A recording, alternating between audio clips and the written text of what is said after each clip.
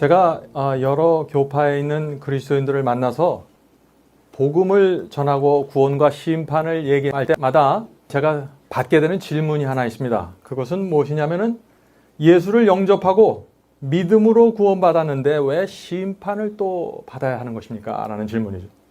심판을 말하는 것은 그리스도의 십자가와 그분의 피를 인정하는 것이 안 되는 것이 아닙니까? 하는 질문이죠. 여러분들은 어떻게 생각하십니까?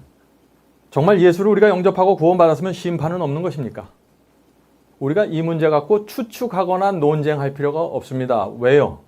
성경을 보면 되니까 그렇습니다. 예? 성경이 무엇이라고 말하고 있는지 좀 살펴보죠. 바울은요, 모든 사람은 심판받는다고 말했어요.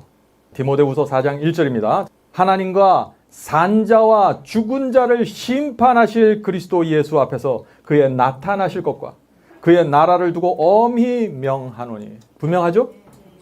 성경은 살아있는 자들, 죽은 자 모두 그리스도 심판대 앞에 나가서 심판받을 것이라고 했습니다. 또 고린도 후서 5장 10절 보겠습니다. 이는 우리가 다, 모두라는 얘기죠. 우리가 다 반드시 그리스도의 심판대 앞에 드러나 각각 선악간에 그 몸으로 행한 것을 따라 받으려 함이라. 자, 얼마나 분명합니까? 성경은 모든 자는 반드시 심판을 받는다고 말하고 있는 것입니다. 자, 그런데 여기서 행한 것을 따라 심판을 받는다 그랬죠? 많은 분들이 여기서 좀 혼돈하는 것이에요. 구원은 믿음으로만 받는 것입니다. 그런데 심판을 얘기할 때는 행한 대로 받는다고 말하고 있는 것입니다. 믿음으로만 구원받는 것도 진리이고 행한 대로 구원받는 것도 진리예요. 둘 중에 하나 버리시면 안 됩니다. 둘 다 받으셔야 전체를 받아들일 수 있다 하는 것입니다. 자, 그러면 왜 행한 대로 심판을 받아야 할까요? 오늘 우리가 그 문제를 좀 살펴보려고 하는 것입니다. 분명한 것은 하나님께서 우리를 심판하시는데 책들에 기록된 대로 심판하신다는 것이에요. 그 제 얘기가 아닙니다. 다니엘서 12장 1절입니다. 그때 내 민족을 호위하는 대군 미가엘이 일어날 것이요 또 환란이 있으리니 이는 개국 이래로 그때까지 없던 환란일 것이며. 마지막 환란을 얘기하는 것입니다. 무슨 환란이에요? 그럼 이게 짐승의 표 환란이에요.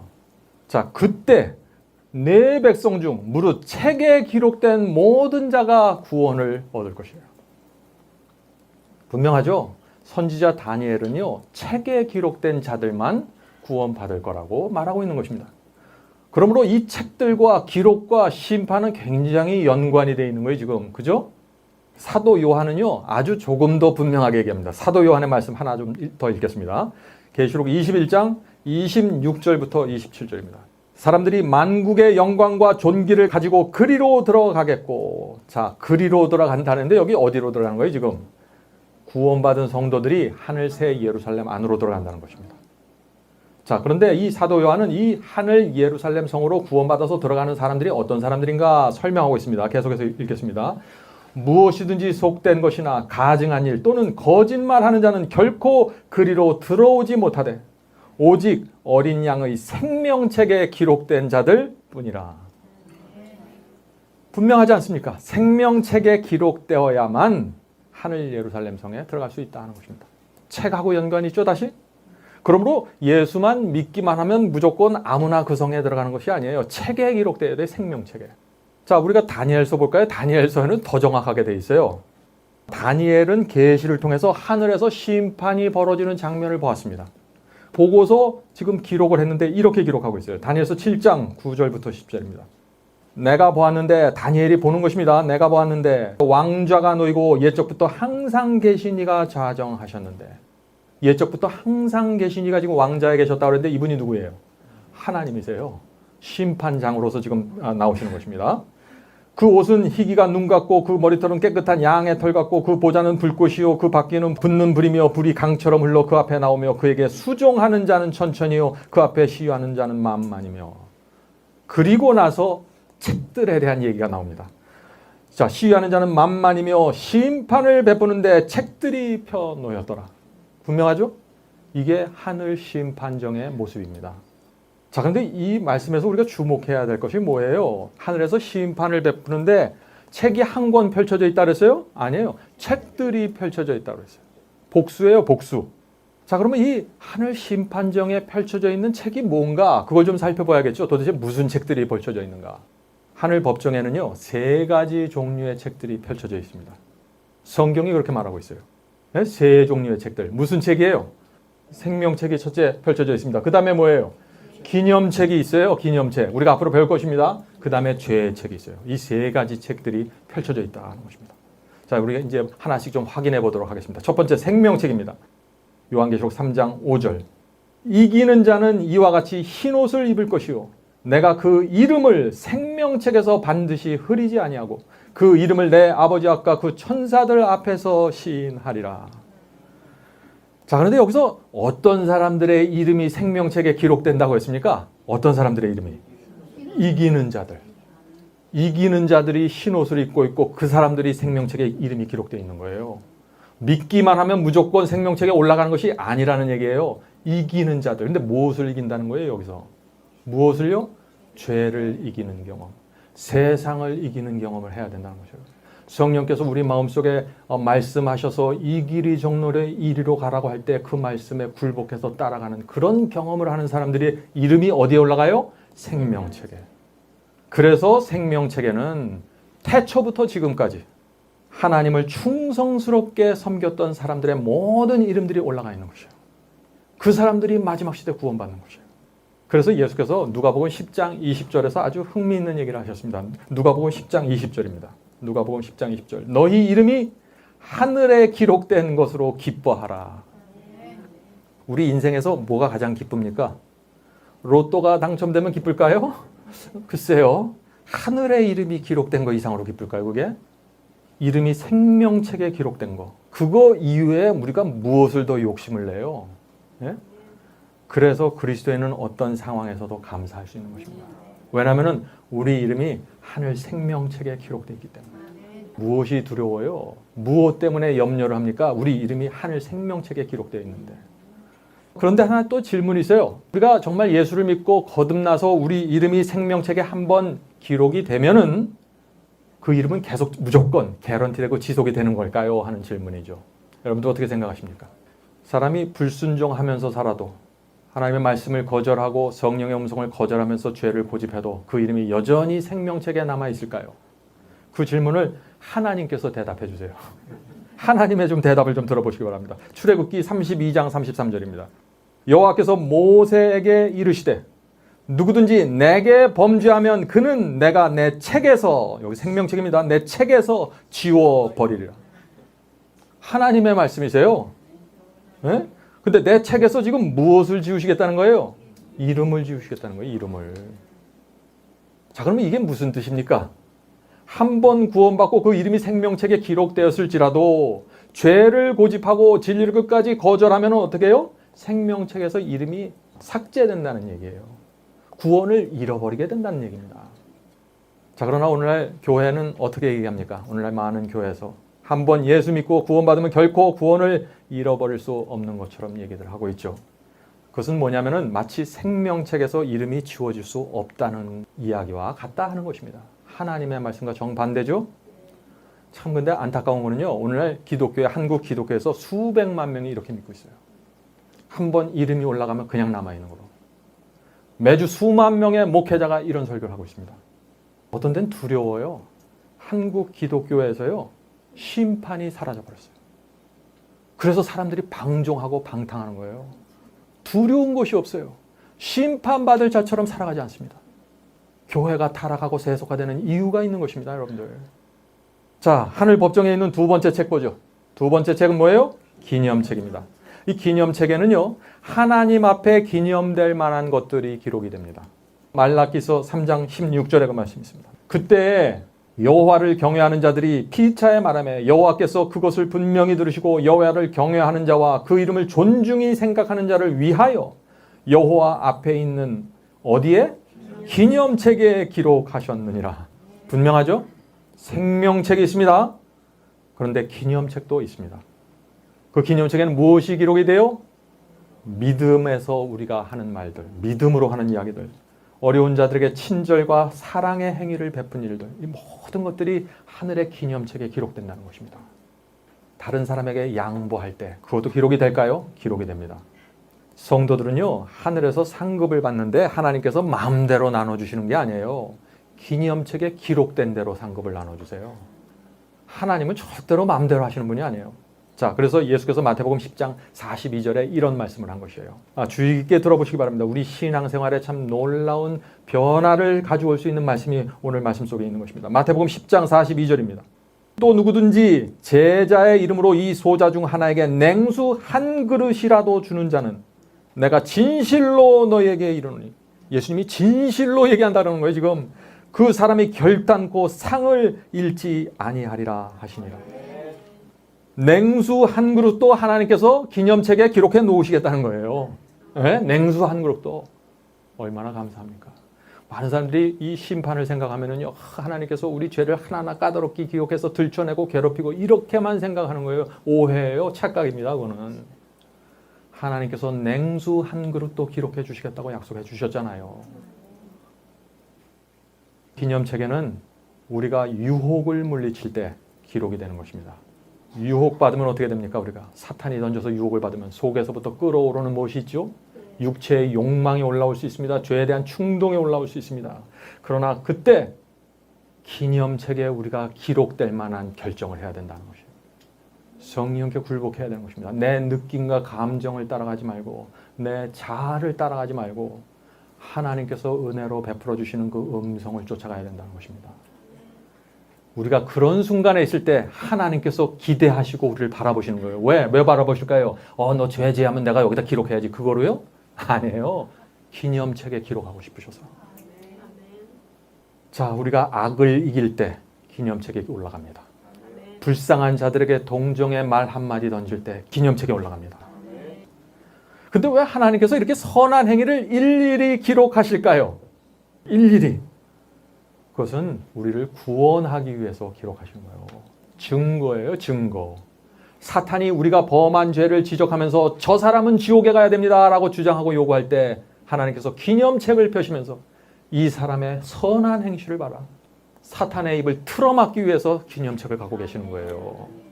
심판을 정확하게 이해해야 됩니다. 심판을 오해하면 하나님의 성품에 큰 문제가 생겨버리는 것이에요. 그러므로 우리가 선한 말을 해야 됩니까? 그렇습니다. 선한 행위가 필요한가요? 그렇습니다. 구원받기 위해요? 아니요. 하나님의 마음을 기쁘게 하기 위해서요. 하나님께서 기념책에 기록해서 사탄의 입을 틀어막는 데 사용하기 위해서. 영혼을 구하기 위해서 우리가 애쓸 때, 선교 사업을 위해서 희생하고 헌신할 때 하나님께서 단 하나도 잊지 않고 기록해 놓으신 것이에요. 얼마나 감사한지 모르겠어요. 많은 사람들이 심판은 죄만 드러내는 것이라고 생각하죠. 오해라는 것입니다. 오해. 그러므로 우리가 하나님의 심판을 깊이 들여다보면 볼수록 어떻게 돼요? 하나님의 사랑을 보게 되는 거예요. 하나님께서 얼마나 우리를 구원하고 싶은지 하나님의 소원을 볼 수 있는 거예요. 거기서. 그런데 오늘날 기독교에서 심판의 교리가 사라져버렸습니다. 심판을 없앤다는 것은 뭐예요? 성도들을 구원하기 위해서 애쓰고 노력하는 하나님의 마음을 없앤다는 얘기예요. 그 얘기는 다른 게 아니라 심판을 없앤다는 것은 하나님의 사랑과 하나님의 노력과 자비를 없애는 것이에요. 그러므로 우리가 정말 하나님의 심판이 어떻게 이루어지는지 알게 되면요, 하나님께 등을 돌릴 수 없는 사람이 되어버려요. 성경에 나오는 모든 가르침들은 우리를 하나님께 이끄는 것입니다. 어떤 사람들은 십자가만 알면 된다 그래요. 아니에요. 그럼 심판이 뭐하러 나와요? 심판을 알으면 사랑의 하나님이 거기서 또 다른 모습으로 나와 있는 거예요. 성도 여러분, 우리가 어떻게 살아야 합니까? 기념책에 기록될 만한 말과 행동을 하면서 살아가야 된다는 얘기예요.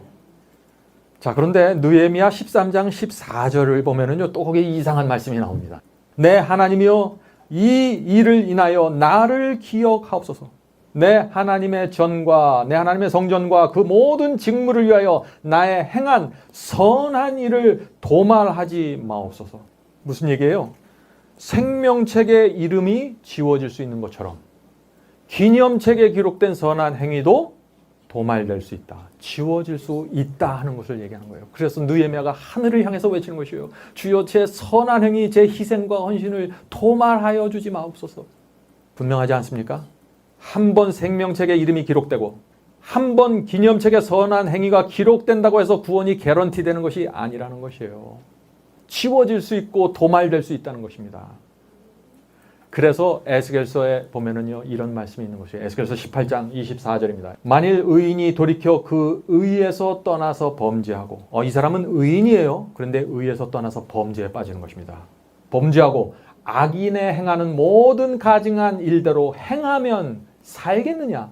그 행한 의로운 일은 하나도 기억함이 되지 아니하리니.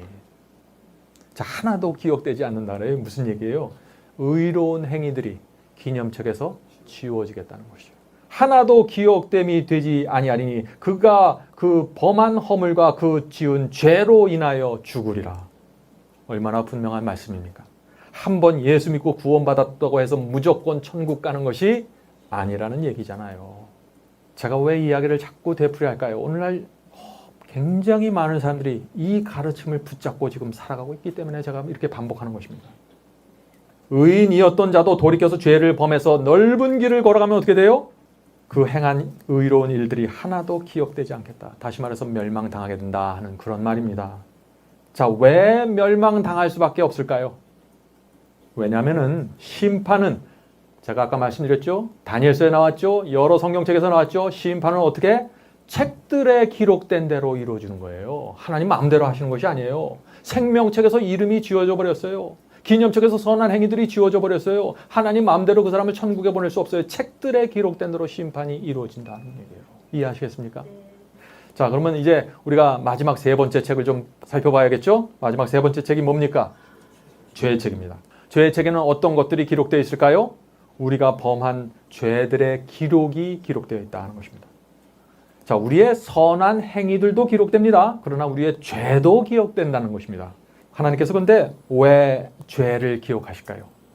왜 우리가 범한 죄를 일일이 기록하실까요? 우리를 벌 주려고요? 우리를 지옥불에 태워서 지글지글 불타게 하려고요? 그거 보면서 즐기시려고 그거 기록해 놓으십니까? 아니에요. 공정하고 공의로운 심판을 하실 수밖에 없기 때문에 그렇게 하시는 거예요. 자, 우리 선한 행위만 잔뜩 모아놓고 그걸 갖고 심판하면 그게 공정해요? 아니에요. 선과 악을 다 놓고서 심판을 베풀어야 공정하고 공의로운 심판이 되죠. 우리가 착한 일 한 거, 기념될 만한 거, 기념책만 펴고서 심판을 하면은 사탄이 가만히 있습니까? 심판은 공정하게 이루어질 수밖에 없는 것입니다. 계시록 20장 12절부터 13절에 보면은 여기 악인의 심판에 대한 말씀이죠. 자, 읽겠습니다. 또 내가 보니 죽은 자들이 물온대소하고 그 보좌 앞에 섰는데 책들이 펴있고 또 다른 책이 펴졌으니 곧 생명책이라. 자, 여기 책들이 펴졌다 그랬는데 그 중에 한 책은 뭐예요? 생명책이에요. 그 나머지 책은 뭐예요? 죄의 책이에요. 왜 우리가 이것을 죄의 책이라고 할 수 있어요? 지금 악인들의 심판을 얘기하는 거니까. 자, 계속해서 읽겠습니다. 죽은 자들이 자기 행위를 따라 책들에 기록된 대로 심판을 받으니 바다가 그 가운데서 죽은 자들을 내어주고 또 사망과 음부도 그 가운데서 죽은 자들을 내어주매 각 사람이 자기 행위대로 심판을 받고. 자, 여기 책들이 펼쳐져 있는데 하나는 생명책이라고 그랬어요. 그런데 이 악인들의 심판이에요, 이 장면은. 그렇다면 하나님께서 악인들을 심판하는데 기념책을 펼쳐놓고 심판할 리가 없잖아요. 그러니까 이 책은 죄의 책이 될 수밖에 없다라는 결론을 내릴 수 있는 것이죠. 자, 죄의 책에 대한 말씀 하나 더 살펴보겠습니다. 이사야 65장 6절 7절입니다. 이사야 65장 6절 7절. 보라, 이것이 내 앞에 기록되었으니, 기록이 나옵니다. 내 앞에 기록되었으니 내가 잠잠치 아니하고 반드시 보응하되. 악인들에 대한 보응입니다. 너희도 죄악과 너희 열조의 죄악을 함께 하리라. 지금 성경은 책들을 펼쳐놓고 심판이 베풀어진다는 것을 계속해서 말하고 있는 것입니다. 여러분들 동의하실 수 있습니까? 네. 성도 여러분, 우리가 좀 이것을 이해해야 됩니다. 이 죄는요, 얼렁뚱땅 넘어갈 수 있는 성질의 것이 아니에요. 죄 때문에 하나님의 아들이 십자가에 무참하게 못 박혀서 죽으셨습니다. 어떻게 대충 넘어갈 수 있습니까? 사탄이 우리 죄를 지적하면서 이 사람을 지옥으로 보내라고 주장하고 요구하고 있는데 어떻게 죄를 그냥 넘어갈 수 있어요? 그건 안 되는 거예요. 아담과 하와가 선악과를 따먹었을 때 하나님께서 그냥 덮어주고 넘어가지 왜 안 넘어가셨을까? 넘어갈 수가 없는 거예요. 왜? 사탄의 고소가 있는 거예요. 사탄의 고소가.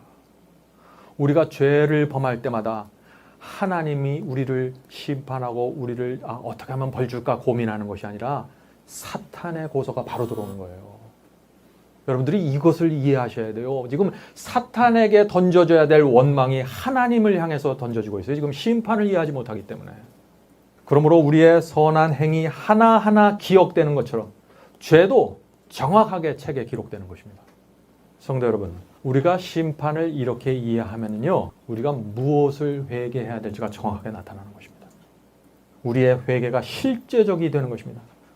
우리가 죄를 범할 수 있습니다. 그러나 죄를 범했을 때 우리가 주님께 나가 회개하고 용서를 간구해야 되는 것입니다. 왜요? 그래야만 죄의 책에 기록되어 있는 내 죄 옆에 하나님의 용서라는 도장이 찍혀지는 거예요.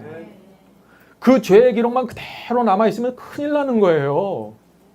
예수님의 말씀을 계속해서 좀 들어보세요. 예수님은 이렇게 말씀하셨습니다. 마태복음 12장 36절 37절입니다. 사람이 무슨 무익한 말을 하든지 심판날에 이에 대하여 신문을 받으리니, 우리가 말하는 것도 신문 받겠다는 거예요. 내 말로 의롭다 함을 받고 내 말로 정죄함을 받으리라.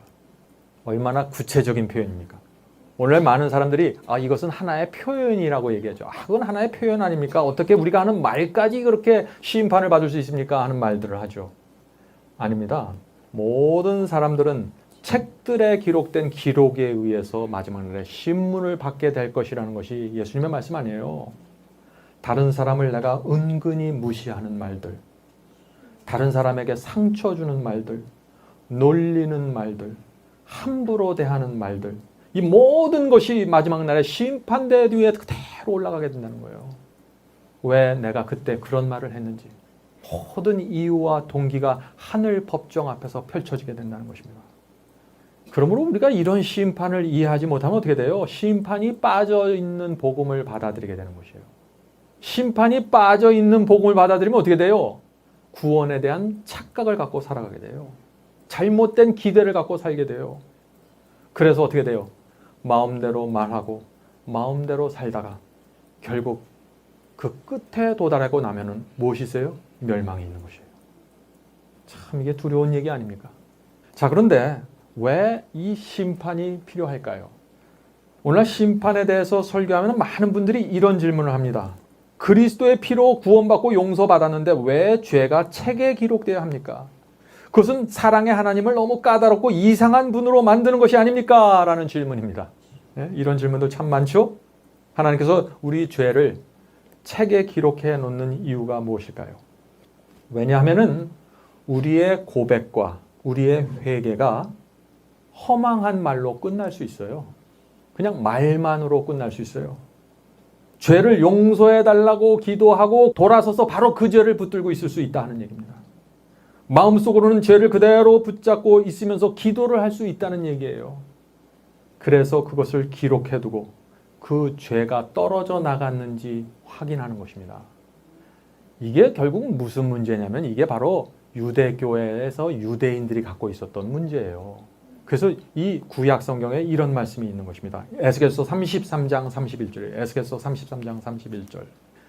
내 백성이 내 앞에 앉아서 내 말을 들으나. 이스라엘 백성들이, 하나님의 백성들이 선지자 앞에 앉아서 선지자의 설교를 듣는 것이에요. 그런데 내 말을 들으나 그대로 행치 아니하나니. 앞에서 듣는 척을 해요. 그러나 돌아서서 행하지 않아요. 왜 그럴까요? 왜 이런 일들이 교회 안에서 생길까요? 계속해서 읽겠습니다. 이는 왜냐하면 그 입으로는 사랑을 나타내어도 마음은 이욕을 쫓음이라. 내 입으로는 주님을 사랑합니다 말할 수 있어요. 내 자동차에 나는 I love Jesus라는 스티커를 붙이고 다닐 수 있습니다. 그러나 어떻게 해요? 마음은 이기심과 욕심을 채우고 있는 것입니다. 그렇기 때문에 그런 사람들에게는 어떻게 해요? 내가 회개했습니다라고 말을 해도 회개의 열매가 맺히지 않게 된다는 것입니다. 이렇게 입으로는 사랑을 말하면서 그 죄를 붙잡고 있고 회개의 열매가 맺혀지질 않는데 하나님께서 어떻게 그 죄를 그 책에서 지워주실 수 있을까요? 많은 사람들은 내가 기도했으니까 다 되겠지. 그게 아니에요. 이건 말로 되는 게 아닙니다. 마음에서 이루어지는 경험이기 때문에.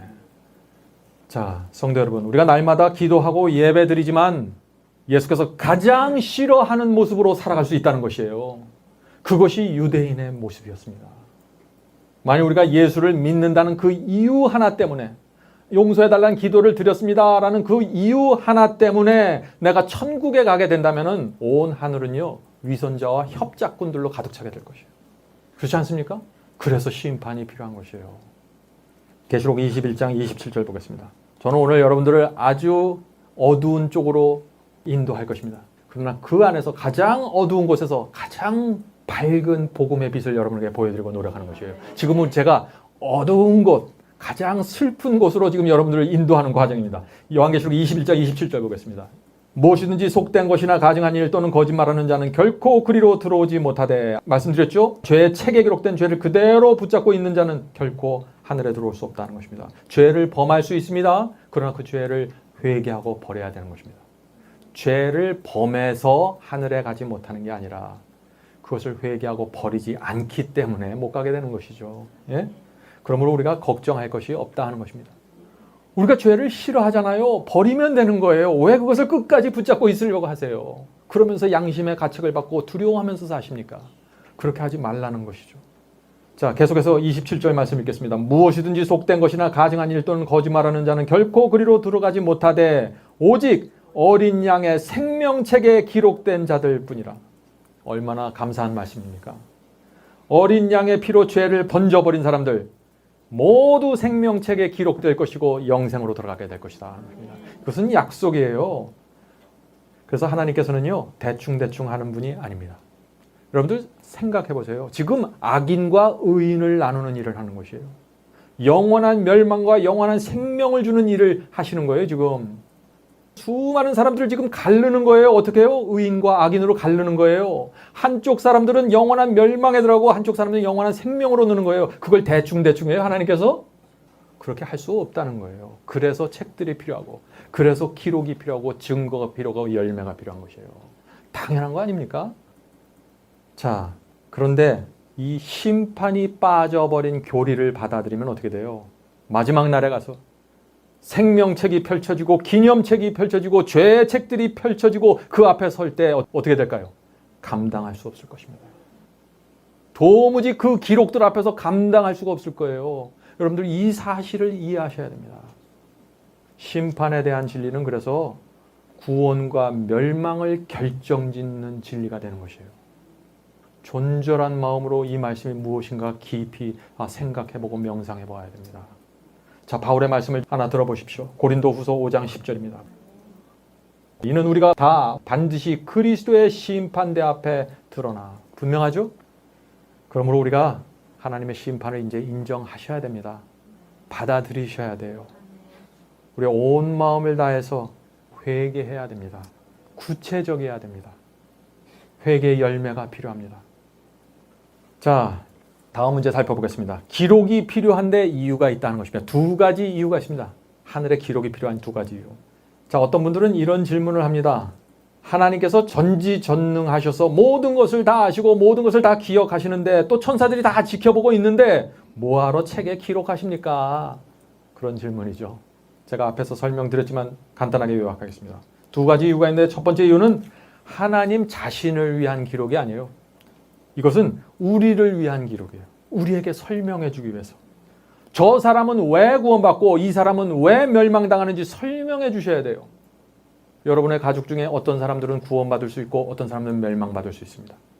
여러분들이 만약 하늘에 가 있다면 궁금하지 않으시겠어요? 하나님께서 어떻게 설명해 주실까요?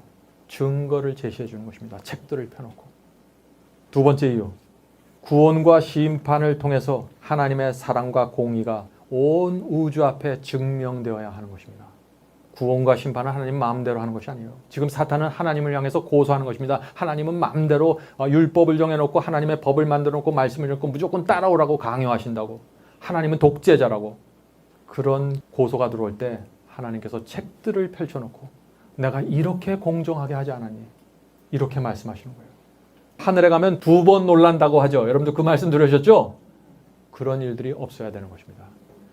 첫 번째 놀라는 건 어떻게 해요? 저 사람은 그렇게 신실한 줄 알았더니 하늘에 가니까 없어요. 지옥에 갔어요. 이상하지 않아요? 물어봐야 될 거 아니에요. 어떤 사람들은 별 볼 일 없게 봤어요. 신앙이 없는 줄 알았어요. 그러니까 하늘에 갔는데 그 사람이 있어요. 이상하지 않아요? 그래서 책들이 필요한 거예요. 기록이 필요한 것입니다. 하나님께서 책들을 펼쳐놓고 내가 이 사람을 구원하고 이 사람을 멸망한 이유는 바로 여기 있다. 온 우주와 사람들 앞, 천사들 앞에 하나님 자신을 입증하는 거예요. 하나님의 성품이 어떤 것이라는 것을. 왜 그 하나님의 심판을 무시하십니까? 왜 그것을 소홀히 하세요? 그렇게 하면 안 되는 것입니다. 자, 우리 다음 문제 보겠습니다. 다음 문제. 또 이런 질문이 있습니다.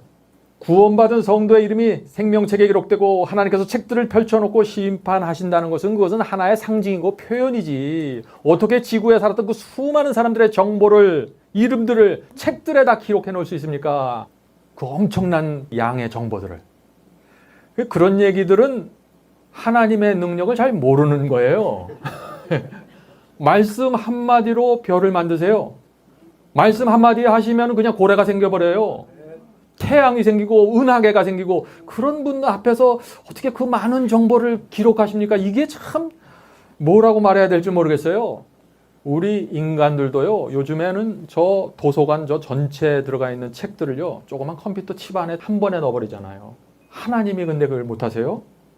우리의 말과 계획과 생각과 동기와 우리의 성품까지 다 하늘의 컴퓨터에 저장되는 것입니다. 그래서 우리가 부활할 때 그 하늘의 컴퓨터 기록된 그 책들에 의한 기록에 의해서 우리가 부활되는 거예요.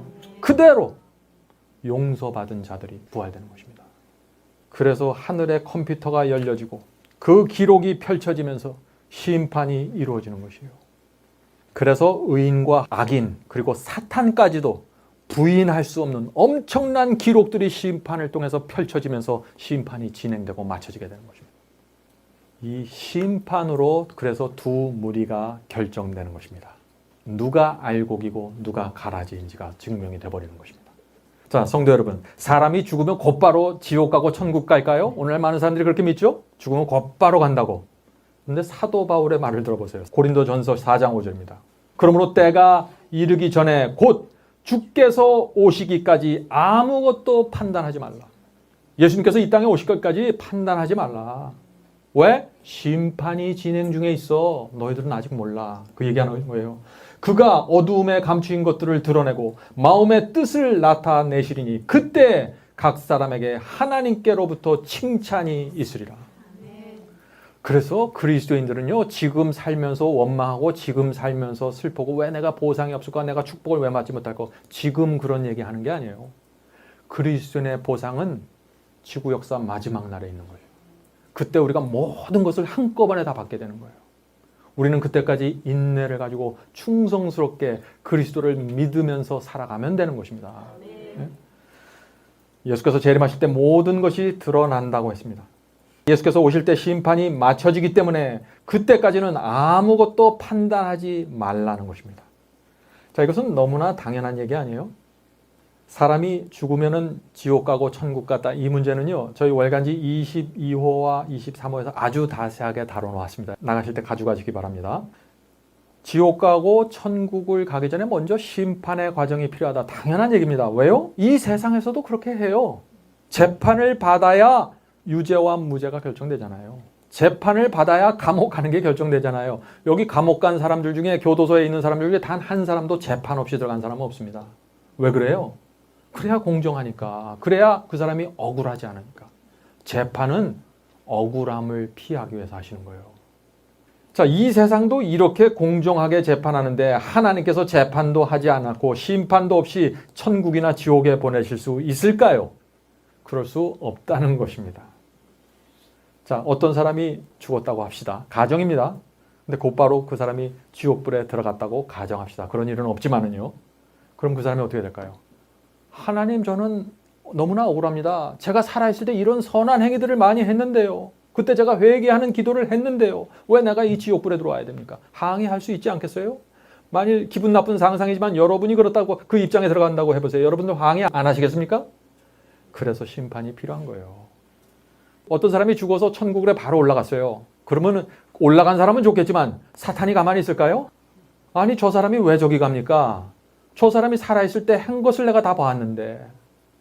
이런 사탄의 고소와 항의가 들어와 버리는 거예요. 그래서 심판이 필요하고 책들의 기록이 필요한 것입니다. 너무나 당연한 얘기 아닙니까? 예. 그래서 이 사도행전 17장 31절에 보면요, 심판할 날이 작정되어 있다는 성경절이 나오는 거예요. 그 말씀 읽어보겠습니다. 중요한 말씀입니다. 사도행전 17장 31절. 이는 정하신 사람으로 하여금 천하를 공의로 심판할 날을 작정하시고. 그러므로 지금은 심판이 이루어지는 때입니다. 하늘에서. 하늘 법정 앞에서. 누가 일곡이고 누가 가라지인지가 나누어지고 있는 것이에요. 하나님 마음대로 나눠줘요? 아니요. 내가 말하고 행동하고 살아가는 모습에 따라서 결정돼 버리는 것이에요. 그래서 열처녀에 보면 뭐가 나와요? 지혜로운 처녀가 나오고 미련한 처녀가 나오는 것입니다. 그리고 와서 신랑이 올 때 두 무리가 쫙 나눠져 버리죠. 신랑이 온 다음에 미련한 처녀가 지혜로운 처녀 나누는 게 아니에요. 미리 다 나눠져 있어요. 왜요? 성령 때문에. 기름이 없대서 다 나눠지는 거예요. 성령의 역사에 참여하지 않기 때문에 이 사람들. 문제는 심판이 끝나는 때가 다가오고 있다는 것입니다. 하늘 법정에서 그 펼쳐진 책들이 덮여질 때가 다가오고 있다는 것이에요. 자, 심판을 많은 사람들이 심판에 대해서 얘기하면 굉장히 부정적이고 듣기 싫어합니다. 그런데 어떤 사람들은 심판 받기 원하는 사람들이 있어요. 어떻게 해서든지 심판 받으려고 그래요. 그런 사람들이 있어요. 어떤 사람들인지 아세요? 억울한 사람들이에요. 억울한 사람들. 예를 좀 들어보겠습니다. 몇 년 전에 제가 잘 아는 장로님들이 재판을 한번 받은 적들이 있습니다. 재판을 받았어요. 이분들이. 상대방이 그 장로님들을 고소해서 각 사람에게 한 2억 원 정도의 벌금을 때려달라고 재판장에게 고소를 해버렸어요. 이 사람들에게 다 2억 원의 벌금을 내게 해주십시오. 근데 이 장로님들은 너무나 억울하다는 거예요. 펄펄 뛰어요. 그래서. 예? 그러니까 그 장로님들은 어떻게 했을까요? 재판을 어떻게 해서든지 피하려고 했을까요? 아니요. 바로 편지 냈어요. 재판장님 빨리 재판을 열어주십시오. 저는 너무나 억울합니다. 제가 법정에 가서 다 밝히겠습니다. 전 증거가 있습니다. 무슨 얘기입니까? 심판은 억울한 사람들을 위한 것이에요. 이 세상에서 하나님과 진리를 위해 살다가 고난받고 손해본 사람들, 말씀을 따라 살다가 가난해져 버린 사람들, 의를 위해서 살다가 핍박당한 사람들, 진리를 위해서 희생이라는 대가를 지불해 준 사람들, 이런 사람들이 심판을 기다리는 것이에요. 그 마지막 날을. 다윗은요, 밧세바를 범한 그 간음 큰 죄를 범한 사람입니다. 그런데 어떻게 됐어요? 하나님께 나가서 회개를 했잖아요. 용서를 받았습니다. 그래서 이 다윗은 심판대를 통과할 수 있는 것입니다. 그 간음죄 옆에 하나님의 용서라는 도장이 찍혀있기 때문에. 그런데 같은 시대에 살았던 사울 왕은 어때요? 그는 다윗을 시기하고 질투했습니다. 성령께서 그 마음속에 계속해서 호소했어요. 그렇게 하지 말라고. 다윗은 하나님의 종이니까 그를 도와주라고. 사울 왕은 그런데 자기 속에서 올라오는 그 육체의 정욕과 시기와 질투와 분노를 성령의 음성에 굴복하지 못했습니다. 끝까지 죄를 고집했어요. 그래서 이 사울 왕의 케이스가 하늘 법정에 올라갈 때는 용서라는 도장이 없기 때문에 똑같이 죄를 범했어도 멸망으로 들어가는 것입니다. 이것이 하늘에서 이루어지는 심판이에요. 그래서 성경은 우리 죄가 진홍같이 붉을지라도 어떻게 해요? 눈처럼 하얗다고 하실 것입니다. 하늘 기록책에 죄들이 많을지라도 그 옆에 찍혀있는 용서라는 하나님의 도장 때문에 단 한 번도 죄를 범하지 않은 것처럼 하나님께서 우리를 받아주신다는 것입니다. 심판은 이런 거예요. 심판을 이해하고 나면은요, 그리스도의 피가 높아집니다. 그리스도의 피의 보혈의 능력과 은혜가 가장 드러나는 것이 어디예요? 심판이에요. 그 속에 들어가 봐야 이 그리스도의 피가 얼마나 고귀한지 우리가 느끼는 거예요. 근데 왜 자꾸 심판을 싫어하세요? 그러므로 무엇이에요? 심판도 사랑이라는 것입니다. 결론은. 우리 세상 법정에서는요, 드러난 결과와 사실만을 갖고 심판하죠. 이 사람은 마음의 중심을 볼 수 없기 때문에 그렇게 할 수밖에 없는 것입니다. 그러나 하나님께서는 우리의 동기와 의도까지 보시는 것입니다. 마음의 중심을 보십니다. 우리가 어떤 배경에서 자라났는지도 감안해 주십니다. 억울함을 살펴주시는 것입니다. 그래서 시편 56편 8절 이런 말씀이 있는 것입니다. 나의 유리함을, 유리한다는 것은 방황하는 것을 얘기하는 것이죠. 나의 유리함을 주께서 계수하셨으니, 계수한다는 것은 감안해 주신다는 것입니다. 나의 눈물을 주의 병에 담으소서. 이것이 주의 책에 기록되지 아니하였나이까. 무슨 뜻입니까 이것이? 우리가 진리 때문에 고민하면서 흘렸던 눈물, 의를 위해서 핍박당했을 때, 오해받았을 때 흘렸던 눈물, 이 모든 것들이 하나님께서 병에 담아서 보관해 주시겠다는 거예요. 다시 말해서 기록책에 기록해 놓으시겠다는 것입니다. 왜 이것을 다 우리의 눈물까지 주의 병에 담아놓고 주의 책에 기록하실까요? 왜요? 사탄이 우리가 범한 죄를 지적하면서 이 영혼을 지옥에 보내야 된다라고 얘기할 때 하나님께서 눈물병을 들어올리면서 이것이 이 영혼이 흘렸던 눈물이야. 이런 하나님을 만나면은요, 그냥 주 앞에 굴복하게 되는 거예요. 심판은 우리를 주님 앞에 굴복하게 만드는 진리입니다. 하나님의 심판은 그래서 자비로운 심판입니다. 하나님의 심판은 그래서 우리를 구원하기 위한 심판이지 멸망시키기 위해서 애쓰는 심판이 아니라는 것이에요. 그래서 심판을 믿으셔야 됩니다. 우리가 염려할 필요 없습니다. 우리가 비록 부족할지라도 우리의 마음과 생애를 주께 드리고 주께서 인도하신 대로 좁은 길을 따라가면은 자비의 심판을 받게 될 것입니다. 혹시 우리가 죄를 범하고 넘어질지라도 성령의 음성을 듣고 죄를 고백하면은 은혜의 심판 속으로 들어가는 것입니다. 자, 그래서 우리가 죄를 범할 때 변명하고 핑계대고 숨길 필요가 없어요. 하나님께서는 그걸 꼬투리 잡아서 우리를 멸망시키려는 분이 아니에요. 그러므로 우리가 죄를 범했을 때 하나님께 나가서 주님 정말 잘못했습니다. 그 한마디 던지면 하나님께서 그게 뭔지 다 이해하세요. 얼마나 좋으십니까? 1800년도 후반에 프랭크 M. 데이비스라는 분이 찬송을 하나 줬습니다. 제가 참 좋아하는 찬송인데 나의 이름 거기 적혀 있나이까 하는 찬송 아십니까 여러분들? 그 가사를 보면 이렇습니다. 세상 부귀 영화를 나는 원치 않고 오직 하늘 가기를 마음에 원하오니 사랑하는 내 주여 하늘 생명책에 나의 이름 분명히 적혀 있나이까. 자, 이 찬송에서 지금 어떤 사람이 생명책에 이름이 적혀 있다고 했습니까? 세상 부귀 영화를 원하지 않고 오직 하늘 가기를 원하는 사람들이 생명책에 이름이 기록되어 있는 거예요. 네? 이것은 간증이죠. 우리 모두 이런 경험 속으로 들어가야 된다 하는 것입니다. 그러므로 성도 여러분, 우리 이번 기회에 오해하지 맙시다. 하나님께서 우리 죄를 들춰내는 것이 아니라 사탄이 들춰내는 것이에요. 우리 죄를 하나하나 들춰내면서 우리를 고소하는 것입니다. 우리에게 유죄를 내리라고 주장하는 것입니다. 그때 예수께서 등장하시는 것입니다. 심판정에 들어가셔서 당신의 보혈의 피를 앞세우시고 못자국 난 손을 내보이면서 이 영혼은 내 피로 구원을 받았다고 주장하시는 것입니다. 마음대로 주장하시는 것이 아니죠. 죄를 용서받았다는 사실을 기록책으로 내밀면서 구원하시는 것입니다. 그리스도의 하늘 법정에 들어가면은요, 구세주가 얼마나 감사한 분인지 우리가 이해하게 돼요. 구세주와 피와 그분의 임재하심이 없으면 우리는 도무지 구원받을 가능성이 전혀 없는 사람들이에요. 예수께서 살아계셔서 그분의 십자가와 피가 있기 때문에 우리가 그 속에서 살아남을 수 있는 것이에요. 그런데 우리가 어떻게 그리스도를 등질 수 있습니까? 우리가 어떻게 그리스도의 말씀을 거절할 수 있나요?